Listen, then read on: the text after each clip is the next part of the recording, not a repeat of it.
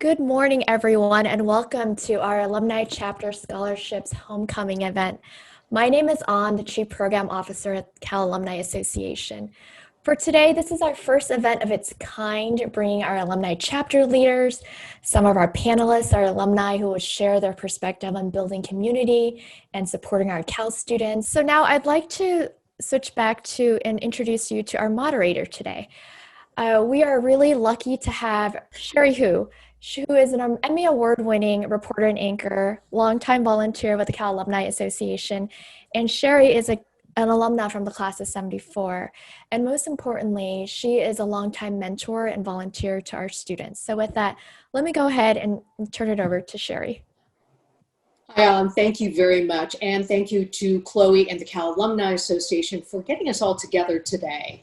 And to everybody, go Bears, yay.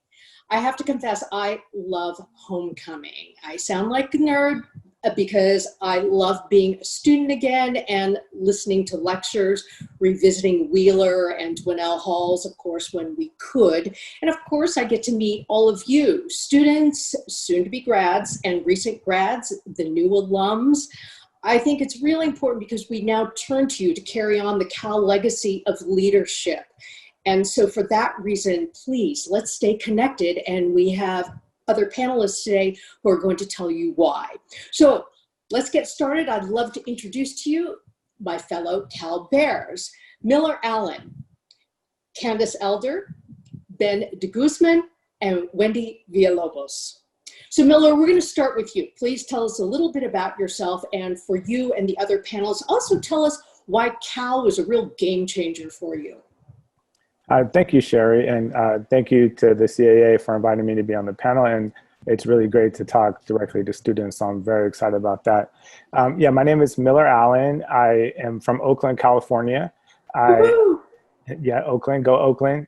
I attended Cal. I graduated undergrad in mechanical engineering in '93, a master's in '95, and went and worked for a little while and came back and did a PhD also in mechanical engineering and completed that in 2002. I've been a process engineer, engineering manager, and director at Applied Materials in Sunnyvale since then. So for the last 18 years, where I've led teams developing equipment for the semiconductor industry. In terms of being a game changer for me, Cal, one, I have lifelong friends. I think that's number one. Two, I really learned about leadership in student organizations at Cal. And the professional connections I've made through Cal at every internship I've had and at my current place of work, really, I've always kept me connected to the Cal community. So it's just a game changer throughout my life in so many ways. Cool. Candace, you're next.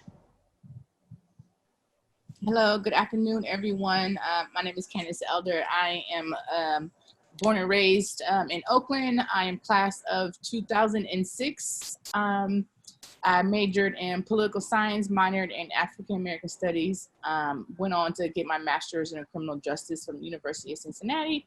I spent 10 years in law and philanthropy field, and then now I have my own nonprofit, the East Oakland Collective, doing racial and economic equity work.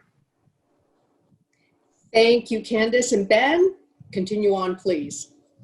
Yes, hi, good afternoon, everyone. My name is Ben de Guzman. I use he, him, and his pronouns. Class of '94. I'm actually from New Jersey, so I was one of those out-of-state kids who was able to reclassify as a California resident when it was easier to do so in the early '90s, late '80s. By day, I work for the city government here in Washington, D.C., so I'm back on the East Coast. I work for Mayor Muriel Bowser here, where I direct our Office on Asian and Pacific Islander Affairs. Cal was a game changer. Oh my God. I was able to really come into my own. I feel like I was sort of a late bloomer, but to really explore so many different facets of who I was as a person, what my interests were, who I was gonna become. And so I will always be eternally grateful for Cal setting me on the path that I'm now walking. So yeah, I'll leave it there. Thank you. Thank you, Ben. Wendy, go for it. Hi, everyone. Thank you for having me. I'm Wendy Villalobos, class of 2015, use pronouns she, her.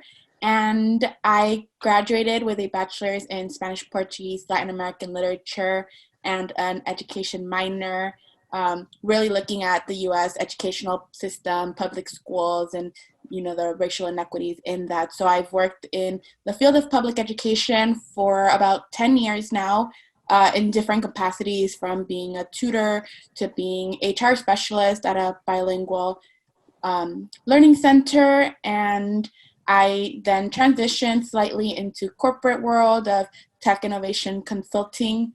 I've been doing that for a few years and will be transitioning back into education administration soon. Cal for me was a game changer in so many ways, from really having a taste of, I guess what you would say, the real world of seeing how people have so many different political views, cultural values, and getting that at Cal, and now as an adult realizing how that really helped me step into this world of adulthood and making lifelong friends from people that have. One of my best friends that I met at Cal officiated my wedding, and she's still a really great friend. And even my supervisors, bosses, being at an airport in Mexico City and seeing someone with a Cal hat, it's always that, hey, like, go Bears. It's definitely been a game changer for me in how I move around in this world today. That's super. You can see that we're all one big happy family here, these Cal Bears. So Miller, I know that there are other Cal grads in your family. In fact, you're second generation Cal. Is that why Cal was your number one choice for college?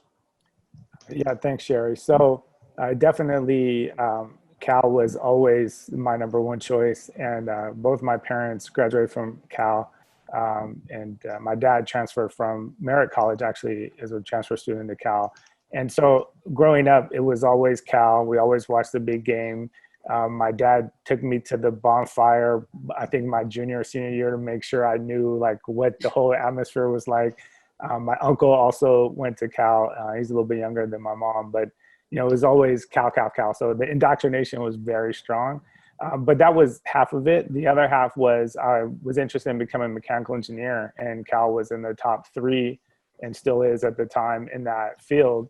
And so it was just like, I also had done some internships as a high school student with Cal alum, and they also encouraged me to go into that department, and I had some guidance even in high school from alumni at that time. So yeah, it was always there, even though it was close by. People say you should go away, but it just didn't make sense to leave and not, take advantage of being close to Berkeley, being at Cal. So. That's so true. And also besides academics, Cal is home to so many political movements and protests dating all the way back to the free speech movement, the Vietnam War, and ethnic studies. Candace, I want to ask you, did that kind of spirit and the political movement, social justice, really hit home for you in helping you develop who you are today and the organization that you have started? Yes, definitely. So really, Cal has a really rich history of activism, of politics, whichever way you want to swing it. And that is just, as soon as you walk on the campus, you kind of get that feel, and then you end up learning about it, over the course of your time there. So that definitely influenced me today, whether I went into law, philanthropy, and now kind of like the nonprofit sector. I'm inspired by my time at Cal. I'm inspired by the student groups, actually, I participated in. So all that did shape really my career path. Thank you, Candace. Ben, you mentioned you're originally from New Jersey, right? Yep. Yeah. Garden State.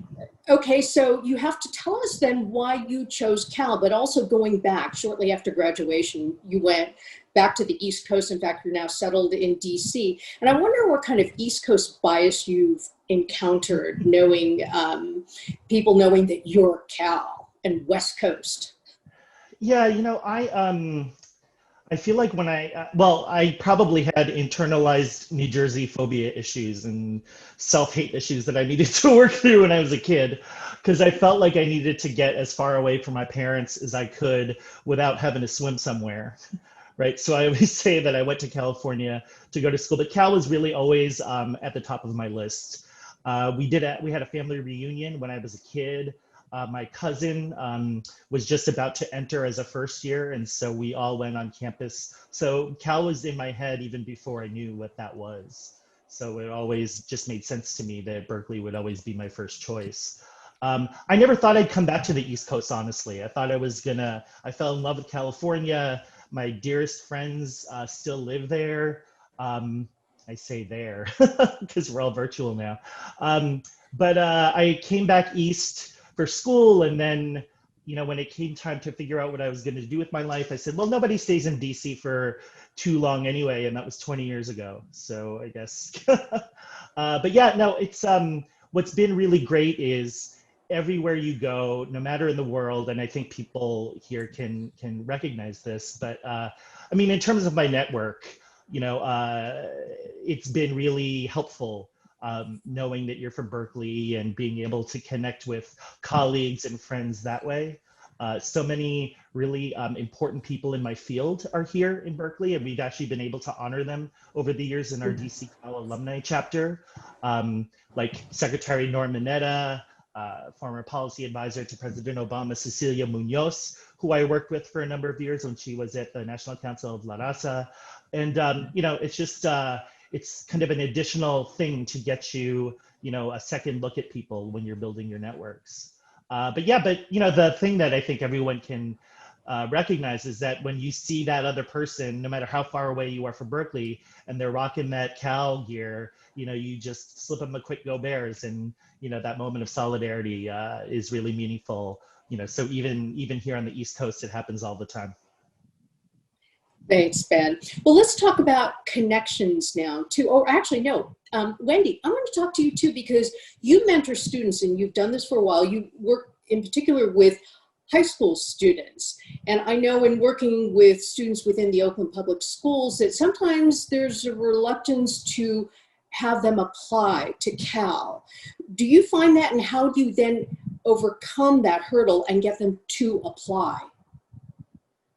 Yes, there definitely is this barrier of students that sometimes don't want to apply from these public schools. I'm from La Puente, which is, at one point I would consider it's an underserved community, part of Los Angeles County. There is a lot of lack of information around higher education and access. So I think for me, a big thing is to really demystify higher education to these high school students, letting them know, what is UC Berkeley, what is a UC, and that they can apply, and that, just because they apply doesn't mean that they're right off the bat already going to move. If they're from SoCal or wherever they're from, that they're going to move right away just because they're applying. To me, I'm telling them, apply, and then we'll see once you get accepted if this is where you want to go. But it's a lot of lack of information. So just telling them, like, yes, there's different schools, there's community colleges, there's different routes, and UC Berkeley is important because of the networks, because of the resources. It's not, just like, well, a school is a school. So, I really break it down to them what it means to go to a school like UC Berkeley, and that if it's going to be for them, it's a place that once they visit the campus, they will feel it in their heart if it's for them or not, and just let them know, this is your decision at the end of the day. And it's really amazing to see when the students have transitioned from that phase of not wanting to apply, not knowing what they would be applying to if they put UC Berkeley in their application, to saying, you know what, I've been admitted, I've visited, I am on my third year, I'm on my fourth year, I'm about to graduate, I'm an alumni. Seeing all those transitions has really been amazing for me. And I think for me, that's why it's always really important to work with these students, give them the information, and demystify what it means to apply to a school like UC Berkeley. Well, Wendy, I think you hit on a good point there. One of the words that I like to glom onto is network, because Cal as a family and a network is really crucial to so many of us. So I put it out to all of you panelists. When did you reconnect with Cal, and why? And also let us know which chapter you belong to, which alumni chapter you belong to. And I throw it out, who wants to go first?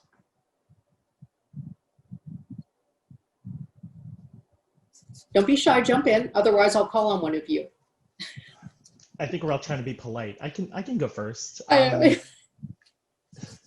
Sorry about that. So I feel like when I first came to DC, the chapter here, the local chapter here, wasn't terribly active. So I met with some folks and just sort of lived my life. And it wasn't really until I had a slight detour in my career. I spent a couple of years in LA, seeing if that felt right. But then I came back to DC in sort of the mid 2000s, and the chapter itself had kind of an influx of younger leadership, and so there were new people involved.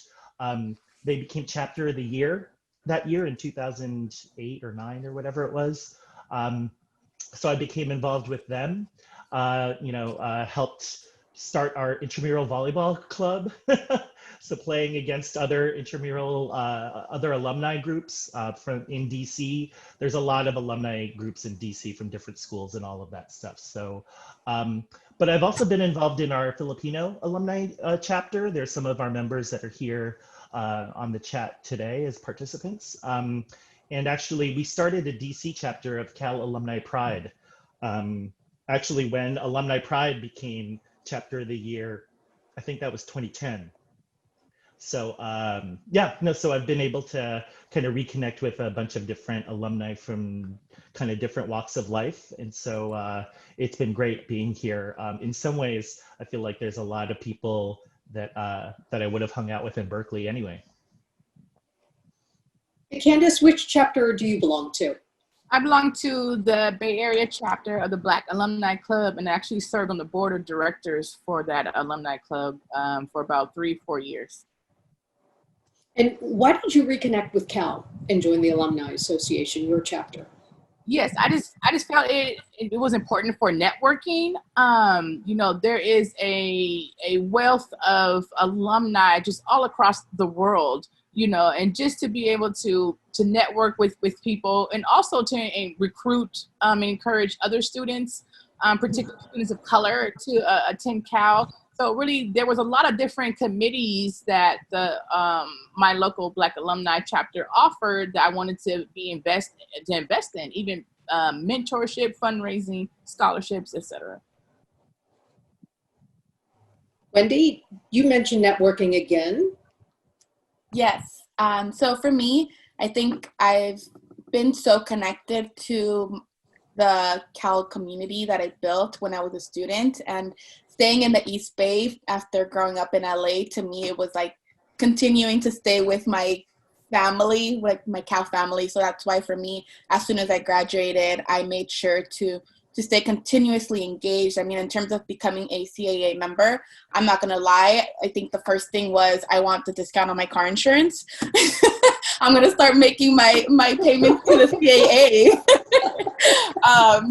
Getting that math in the head, working, where does this benefit my pocket, and then of course from there I made sure that I also stayed continuously engaged to become a life member of CAA, because I remember as a student sometimes going into certain events where I didn't know how to approach certain alumni. I didn't know, find an alumni that I felt comfortable or like felt intimidated in that space. And to me, I felt like now as an alumni, I could come back and be that person, that face that students can see and say, oh, that looks like a welcoming face, and I can go and approach them, make them feel at ease while talking to an alumni.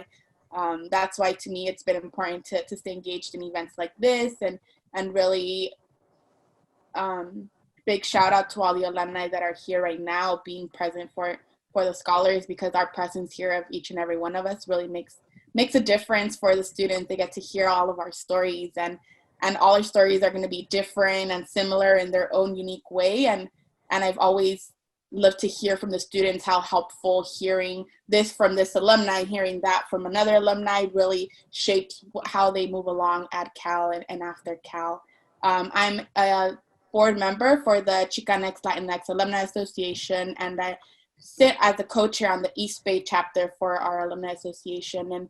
And it's great to see where our alumni are. We have a chapter in Mexico City, and to see all the great things that we do as individual chapters. And then when we come together as a whole, Association for Chicanx Latinx Alumni Association, the things that we have been able to achieve and the goals that we have. It's just amazing to be a part of.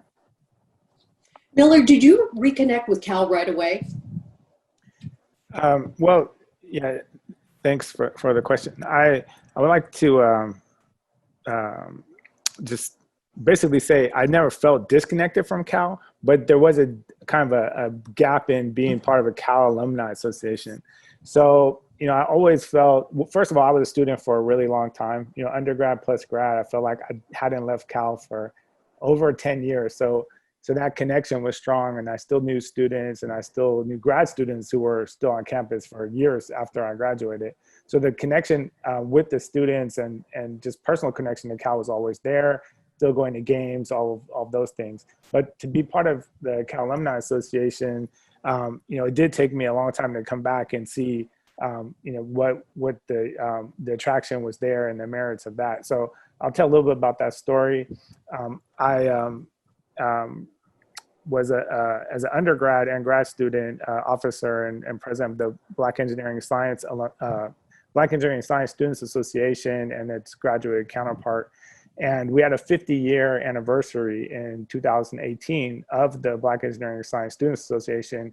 And Kirk Tramble, who's actually on this call, and I were having a conversation, and we said, we should celebrate that. And he was actually already on the board of the CAA. He said, I think the CAA, with the help of the current executive director, Chloe Hewlett, they'll support that. We should bring this alumni community to Alumni House. And we had a sold out event, almost 200 people or whatever the fire marshal would allow, of Black engineering student alumni and their families.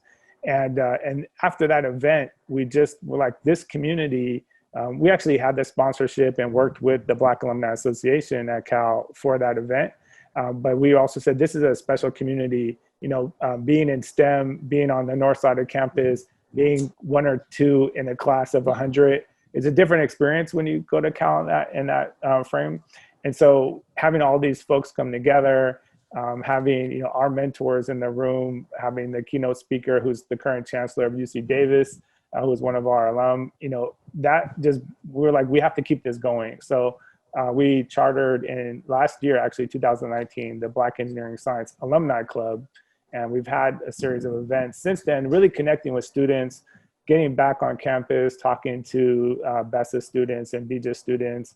And we hosted Summer Welcome Weekend and had the dean this year virtually, the dean of the College of Engineering, join and talk directly to the students and this demographic who are coming on the campus for the first time. It's just been really great to reconnect and really rewarding to have that connection with that cohort of students as well. So we're looking forward to building out like a real mentorship program and formalizing these things as well for those students. So really excited about that and reconnecting through the CAA in that way.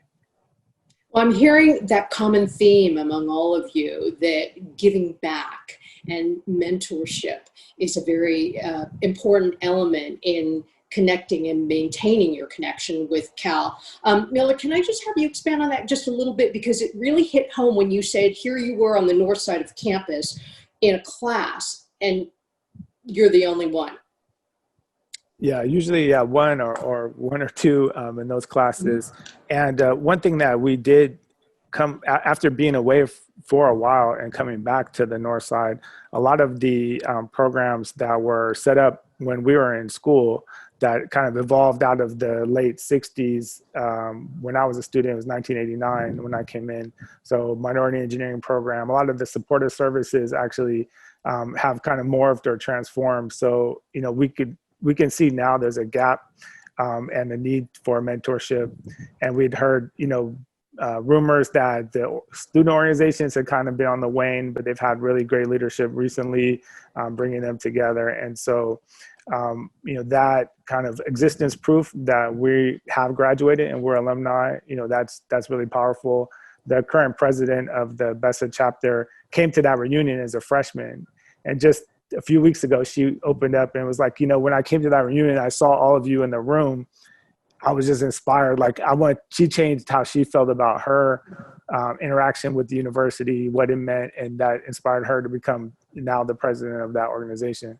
So, reaching back, touching students, and personally, like getting to know the students and talking to them as a mentor, even informal mentorship, I think is really, really, it's powerful for us, and I think it impacts the students as well. Hey, Fritzy, I have some other questions of the panelists, but speaking of students, do any of the students out there have any questions? Because I'd certainly like to take them before we move on. I just got one right now, Sherry. Thank you. Let me read off. First question, it's from Chuck. Most speakers talk about the Cal network and how it has helped them professionally. How do you foster and grow this relationship successfully over the years?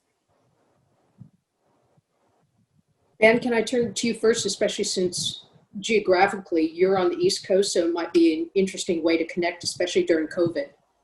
Yeah, sure. I always thought that networking sounded really like, I don't know, self-serving or schmoozy. And so I kind of had a lot of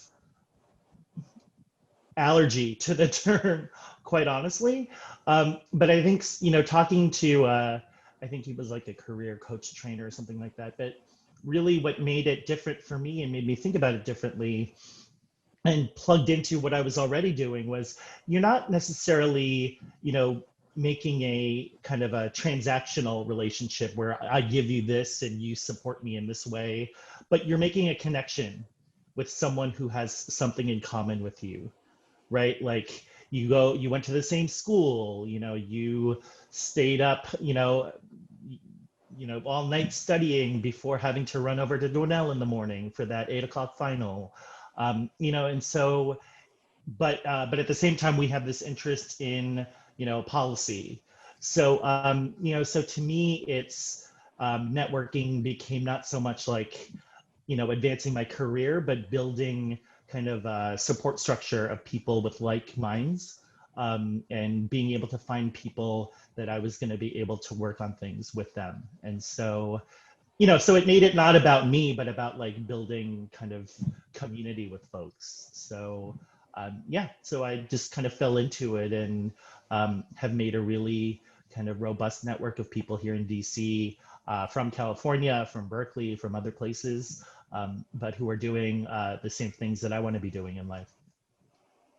Wendy, Candace, do you have anything you'd like to add to about the network and maintaining the connection?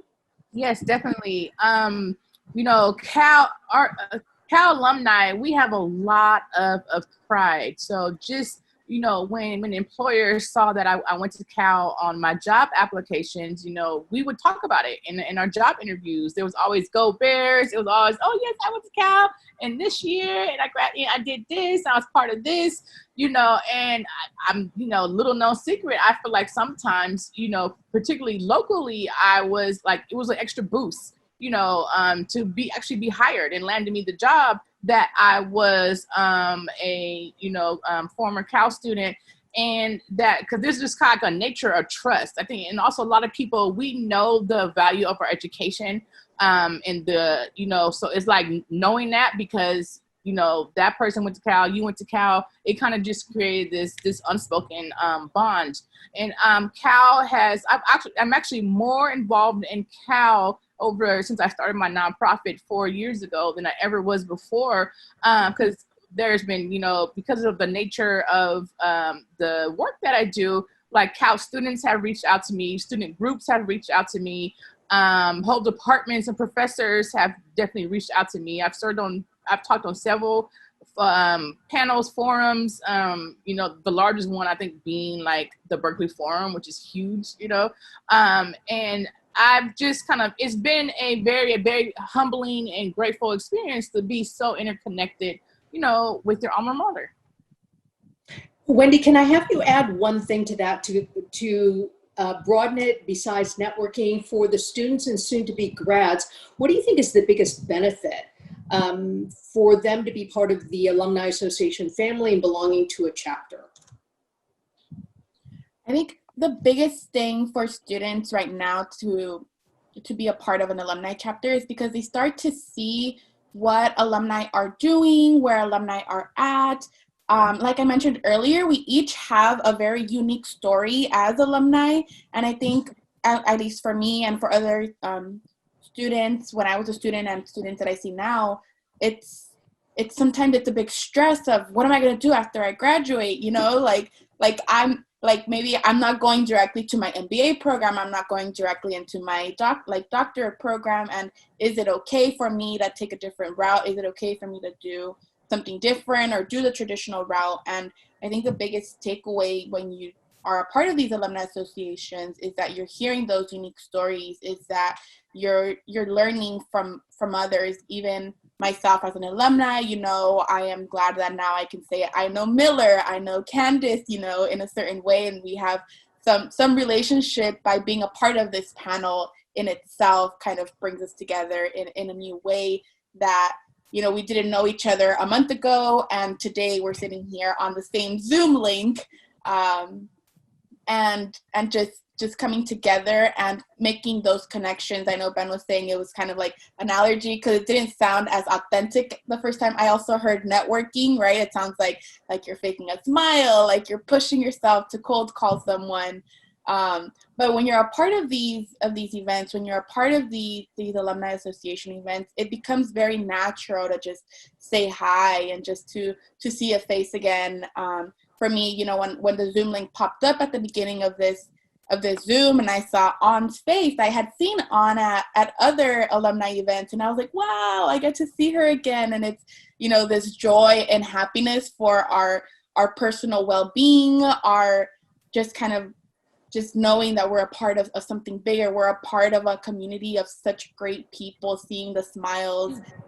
It's kind of a piece of, it gives you a peace of mind. It warms the heart. It warms the soul to be a part of these types of groups, at least for me. And from what I've heard from other recent alumni, when you're a part of this, it's something for your mental health. You know, we're talking a lot about mental health, especially right now with coronavirus, with quarantining and, you know, mental health issues, and being a part of things like what we're doing today, to me, is some type of remedy or a little bit of healing in the midst of events like that, or in the midst of, you know, a job loss, or you get a new job and you're congratulating someone. It's just a part of something bigger and something for our mind, our heart, and our souls.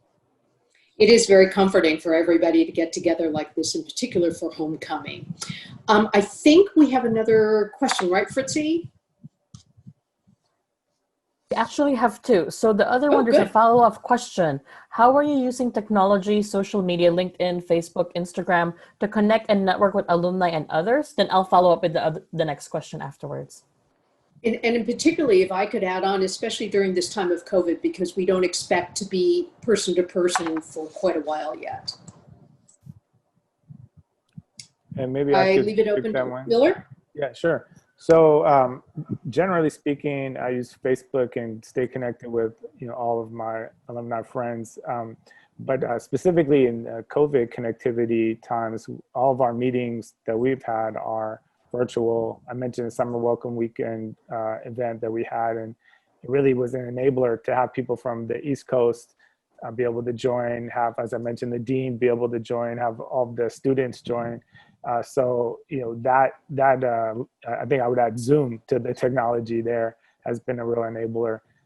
In terms of LinkedIn, I definitely make sure, you know, Cal is prominent in my LinkedIn profile.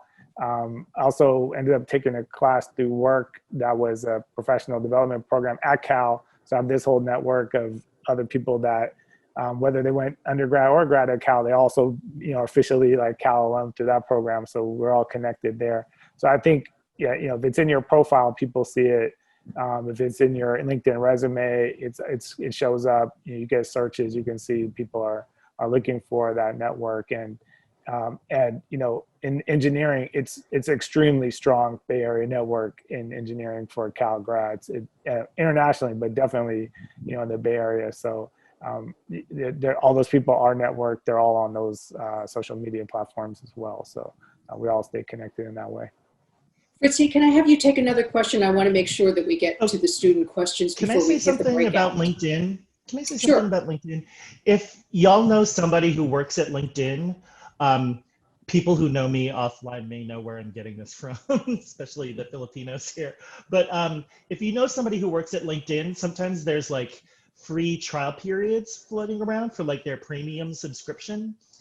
So if you know somebody, I haven't tried it yet, but it seems like that's probably something, well, I'm looking forward to because I have the link already. But if you know somebody from Cal or from wherever who works at LinkedIn, see if he can get you a premium subscription for free. Great, thank you. Fritzy, you have a question from an alum too, right? So we have another question come in, but let me read the one from our alumni scholar, a student just typed in, and this is particularly for Wendy, and it's for Danny, from Danny. A question for Wendy. I am a sociology major minoring in public policy with an intent to work with at-risk youth and advocate for them. I am beginning a research project as a George A. Miller scholar that will look at middle school interactions between the adults and students here to see how those interactions affect the student's trajectory. I had hoped that the public policy minor would help facilitate my passion and benefit the youth in the systems, but it seems it would be more of an indirect approach. Would switching to an education minor be a better fit for what my future intention is? So that's definitely a good question, Danny, that you're thinking about. You have something in mind that you want to do, right? You want to work with youth at risk. And I think the biggest thing is how you are liking the classes. Something I've been mentioning recently. I've been doing some interviews, and I don't know if you're familiar with Marie Kondo and her idea of, you hold the piece of clothes and you say, does this spark joy in me? I am sparking joy in me right now. And when I saw that, I was like, wow, maybe I didn't have my closet very like Marie Kondo, but I definitely had my professional career and education in a Marie Kondo kind of way. When I was choosing my classes, I would read through the class, I would read through the syllabus, and I would really think about, is this class sparking joy in me right now?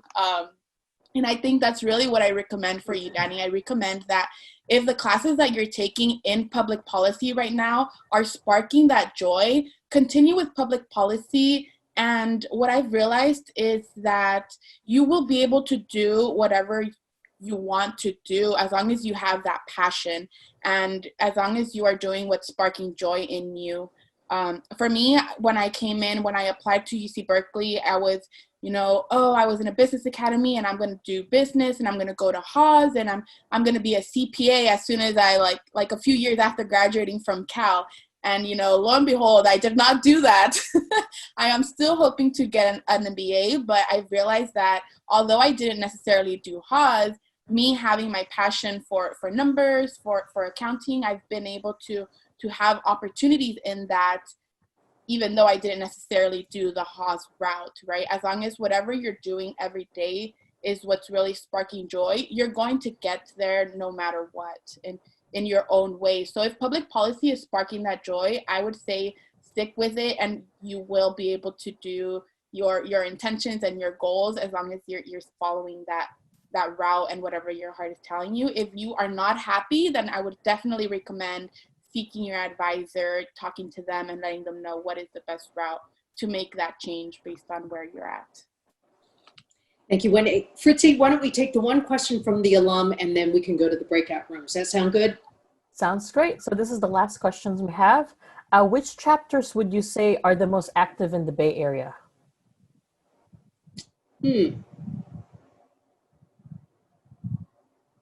Panelists, do you have any experience or can you get a feel for that? Don't look at me, y'all. Wendy is like ready to pounce. Yeah, I can really just only speak to the chapter that I'm a part of, the Black Alumni Club. And we've been active for at least, the last 10 years. And I think it kind of ebbs and flows, depending on the capacity of people to lead these alumni chapters, because they are essentially almost entire nonprofits. I know the Black Alumni Club filed for their 501c3 about 3-4 years ago.